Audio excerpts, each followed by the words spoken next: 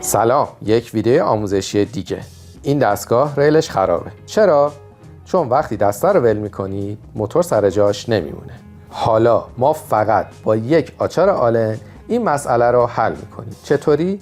شما کافیه پیچ های کنار ریل دستگاه رو تا جایی که به راحتی بسته میشن سفت کنید.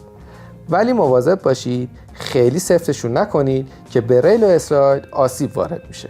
بعد از اینکه پیچ آخر رو سفت کردید، شما با چرخوندن دسته دستگاه از حرکت یک نواخت ریل و اسلاید مطمئن میشید و همچنین اطمینان پیدا میکنید که با ول کردن دسته موتور سر جای خودش باقی میمونه. شما با موفقیت تونستید ریل و اسلاید خودتون رو تنظیم کنید و از آسیب‌های آتی اون جلوگیری کنید. به شما تبریک میگم.